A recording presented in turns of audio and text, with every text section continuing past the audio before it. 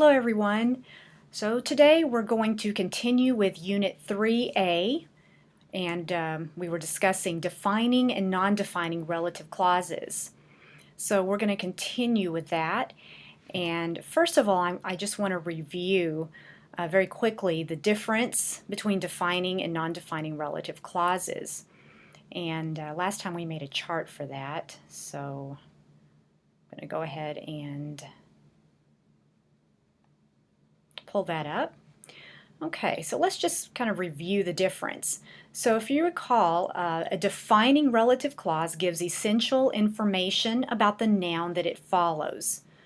Okay, example sentence, the Myeongdong area has dozens of shops, shops is the noun, the defining relative clause, that sell the latest fashions. So it is specifically defining shops. Okay, what about the shops? Well, specifically those shops that sell the latest fashions. Okay. Our relative clause starts with a relative pronoun. This case we have that, and the relative pronoun that is very specific to defining relative clauses. Okay, but we can also use when, where, who, why, and how. And we do not use commas in defining relative clauses. Okay, let's contrast that with non-defining. So non-defining gives optional information about the noun it follows. So optional information, just extra information. Maybe it helps us understand the sentence a little bit better, but if we don't include a non-defining clause, it's not going to change how we understand the sentence. So that's why we say it's optional. It's just extra. But it also follows the noun that it describes. For example, most restaurants here stay open until midnight. Okay, that's the noun, midnight, comma, when many locals are still enjoying dinner. Okay, so we have a relative pronoun, when. Okay, that's our clue. When many locals are still enjoying dinner. That kind of gives us extra information about this time, at midnight. It's not really defining anything. It just says when many locals or many of the people that live there are enjoying their dinner. It's just some added information, but it doesn't really, define anything. Or, if we don't have this clause, it's not going to change our sentence and how we understand it. Okay. Relative pronouns, we do not use the word that in non-defining relative clauses, but we can use which. In fact, which is very common. When, where, who, why, and how. And we use commas. Okay, so just it's kind of good to understand and memorize the differences here. Okay, so let's try to apply these in our exercise. We're on exercise C, so I'm going to go ahead and pull that up. Okay, so they give us two sentences, and they tell us to combine the sentences using relative clauses, but these are only going to be non-defining relative clauses. I like how they explain the differences, but then they only give us non-defining to work with. But I'll give you some extra practice that include defining as well. But first, let's just get used to this idea of identifying or figuring out which relative pronoun we need to use, where we put our commas, that sort of thing. So the two sentences, Gaudi designed Barcelona's Park Güell. You can see fabulous sculptures there. Okay, so first of all, we'll just copy this first part here. Okay. That's not going to change. Gaudi designed Barcelona's Park Güell. And then it says, you can see fabulous sculptures there. Okay, we're going to need a comma. Where is there, by the way? What are we identifying? Sculptures there. Where is there? Well, it's from this first sentence, probably the Park Güell, right? That's the place that you see fabulous sculptures. Okay, so we have our comma. Now we need a relative pronoun. So do we use who?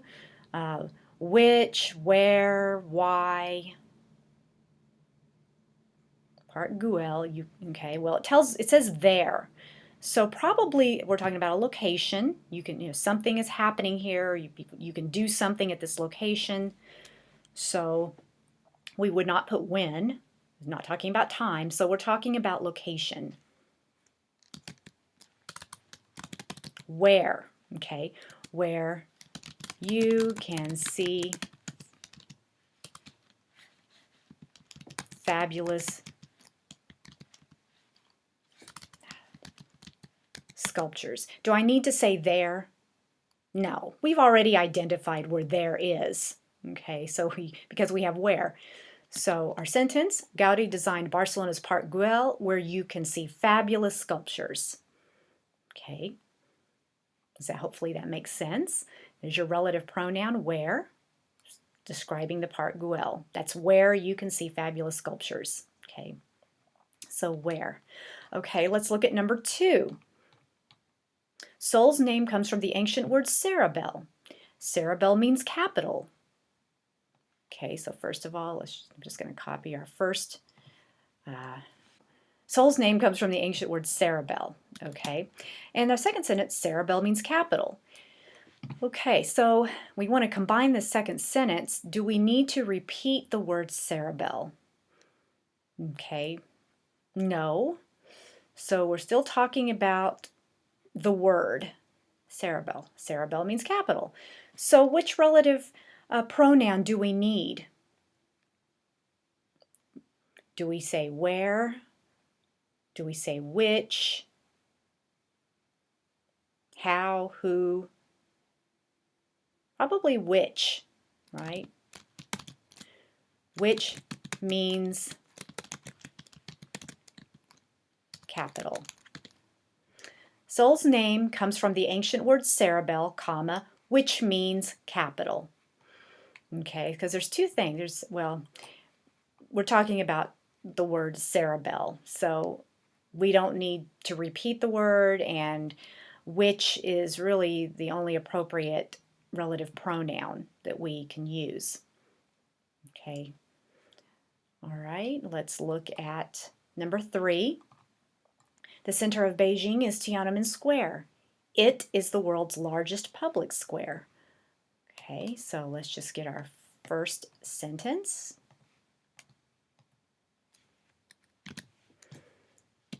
Okay, so look at the second sentence. It is the world's largest public square. What is it? What are they talking about? It. Well, the square, right? Tiananmen Square. It is the world's largest public square. So, all right, if we want to combine that second sentence, we need a relative pronoun. So I have my comma here already, but we need a relative pronoun. Do we say where, when, who, how? So we're talking about Tiananmen Square. Sometimes our first thought is to say, oh, it's a place. I need to say where. So it would say, where is the world's largest public square? But that is not correct. We would not say it that way. We don't say the center of Beijing is Tiananmen Square. Where is the world's largest public square? No. And here's why. Even though it's a place, you don't just automatically say where. You have to figure out, okay, is something happening here? Is somebody doing something? That's the difference, okay? That's one of the differences. So it just says it is the world's largest public square, okay? So it's saying it is this, not that something's happening or anybody's doing anything. So we do not put where. What's another relative pronoun that we would put? What's a better choice? How about which? Okay, because you're saying, you're still talking about Tiananmen Square, and then you're saying is. It's kind of a state of be. Which is the world's largest public square? Does that make sense? So the center of Beijing is Tiananmen Square, comma, which is the world's largest public square. Okay, so it's kind of two things. The center of Beijing, it is Tiananmen Square. It's telling you what it is, but it's also telling you another thing that it is. It is the world's largest public square. So now, if you had something like, tourists like to visit, tourists, many tourists come to visit. What if you said that? Okay, something's happening. We're talking about location and something's happening. Then you could say where. The center of Beijing is Tiananmen Square, comma, where many tourists like to visit. Okay, then you could say where. Okay, but here they're just saying it is something. It's just telling you what it is. It is. So you wouldn't say where, you would say which. Okay, so that's kind of, that can be a tricky thing because we see location, automatically we say where, but no, not automatically. Again, if something's happening, somebody's doing something at that location, you say where. But if it just says it is something, you normally say which. Okay, that's the difference. All right, let's try this next one. Number 4, a great time to visit Seoul is in the fall. This is when Koreans celebrate the Chuseok festival. Okay, so that first one, we've got our first sentence here. Okay, in the fall. Now the second sentence, this is when Koreans celebrate the Chuseok festival.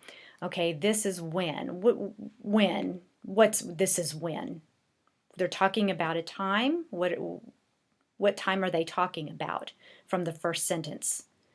A great time to visit Seoul is in the fall. Okay, so the fall. So we're going to say something about the fall directly after the noun fall. Okay, so what relative pronoun do we need?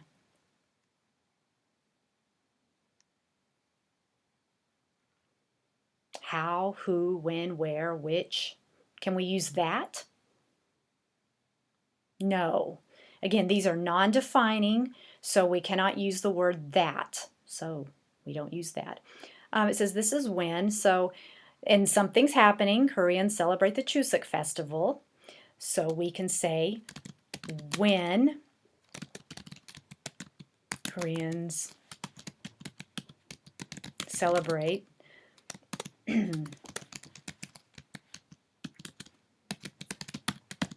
the Chuseok festival. A great time to visit Seoul is in the fall, comma, when Koreans celebrate the Chuseok festival. Okay, so it's describing fall, what happens at that time, during that time. Okay, let's look at number 5. Okay, 5 and 6 are going to be the same, but I'm going to show you a couple of options. So fast food restaurants are fairly common in China. They are increasing in number each year. So that second sentence, they are increasing in number. What is they? Let's identify they. They are increasing in number. We are talking about restaurants, right? So if I think about my rules first, I'm going to put my relative clause after the noun it's describing. Okay, so let's go ahead and let's put our first part of the sentence here. Okay, fast food restaurants. So if I said they are increasing in number each year, I'm going to go ahead and put that after restaurants because they is referring to restaurants. So since it's referring to restaurants, I'm going to include it right after restaurants. Okay, restaurants. So it's a thing. Okay, so which relative pronoun should I use? And I'm not going to say they anymore. Which, right? Which are increasing in number each year, comma, are already fairly common in China. Okay, so that works. We're thinking about our rules. Fast food restaurants, which are increasing in number each year, are already fairly common in China. Okay, so there's another way that you can do this. You might have noticed it. So there's two things about the restaurants, right? There's two pieces of information. Okay, one, they are increasing in number each year, and two, they are already fairly common in China. So those two things describe restaurants. It just depends which one of those pieces of information you want to be as your relative clause. Either one of them can be your relative clause. It just depends how you want to emphasize your sentence. Okay, so let's try the other way. Okay, it says fast food restaurants are already fairly common in China. So since already fairly common in China is one piece of information about fast food restaurants, you could make that the relative clause. And after restaurants, same thing, comma, add your relative pronoun, which, so we have which are already fairly common in China, comma, are increasing in number each year. You see what we did there? There's two things, okay? I just switched the information, okay? So you could say fast food restaurants, which are already fairly common in China, comma, are increasing in number each year, okay? So you can see the difference here. There's two things. Sometimes it happens that way, okay? And you just have to decide, okay, where do I want to put my clause? How am I trying to emphasize the information in my sentence? Okay, let's look at number 6. Number 6 is very similar. Actually, it's pretty much the same. Australia's first European settlers came to Sydney in the late 1700s. They were originally from Great Britain. Okay, so what are we talking about here? The settlers, right? Australia's first European settlers.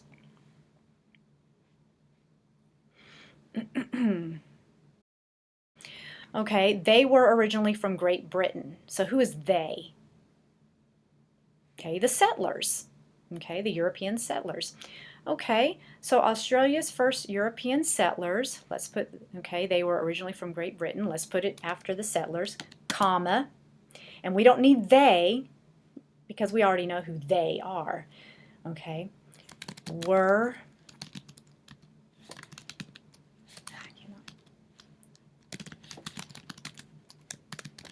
originally from Great Britain, comma, came to Sydney in the late 1700s. Okay, but we know here there's two pieces of information about the settlers. They came to Sydney in the late 1700s, and they were originally from Great Britain. Okay, so our first option, we did it this way. Australia's first European settlers. Oh, I forgot my relative pronoun. Who? Yes, you probably caught that.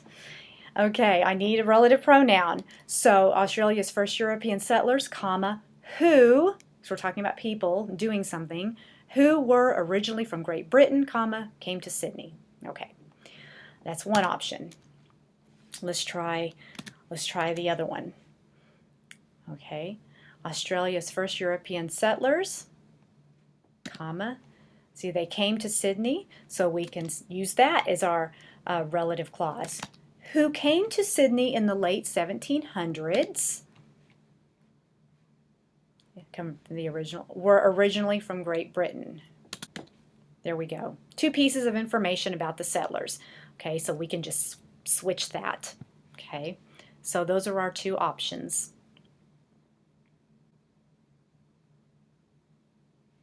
Okay. So in your homework, you will get two sentences, just like we did here. You will look at the second sentence and decide, okay, what is that second sentence describing? What noun is that describing from the first sentence? Okay, and you may have one or two that are similar to 5 and 6, okay, where there's two pieces of information, okay, and you may have two options. But always put your relative clause after the noun it's describing. Otherwise, it won't make sense.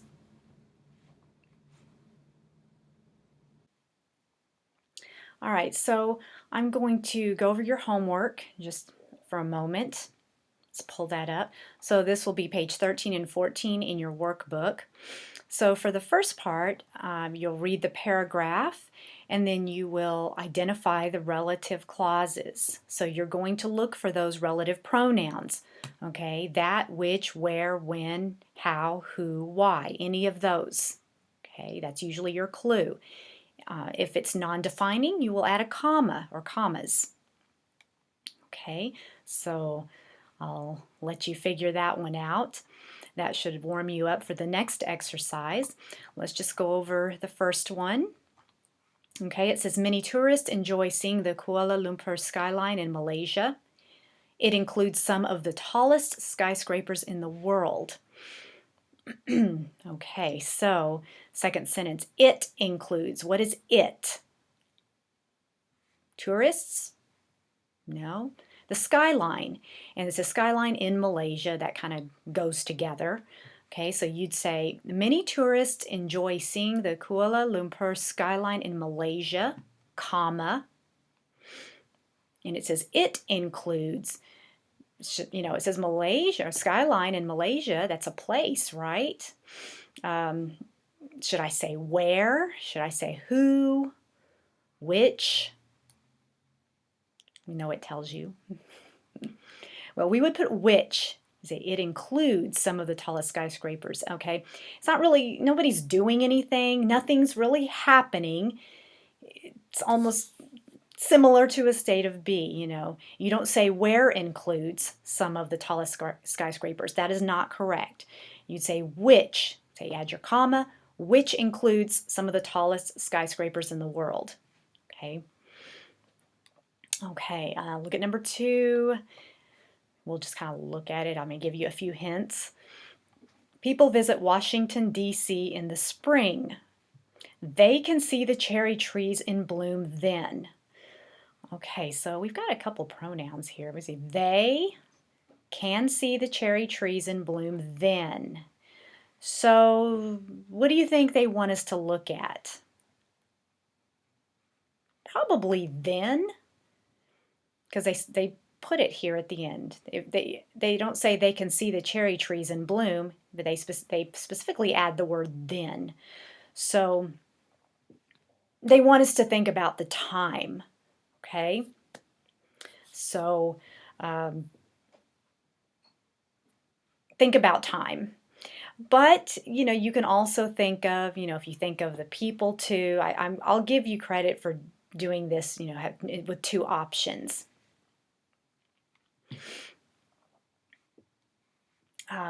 I don't want to confuse you though.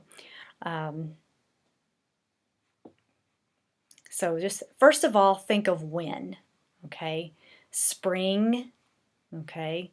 So think about that first, okay? And if you see anything else that you know, another option, you know, then you can include that and we'll check that in class. Okay, so everything, you know, it's very similar. Again, just identify your second sentence, you know, decide what that's describing, okay? And if you have any other options in the sentence, you know, if you have a second choice, second option, okay? All right, so do your best on that. And then the second part, you know, we will look at vocabulary. Actually, the second video, I go over vocabulary, so you'll have that here. Circle the best vocabulary. That's pretty basic. The last section, you will write your own sentences with relative clauses. You can use defining or non-defining about places that you know about. Okay.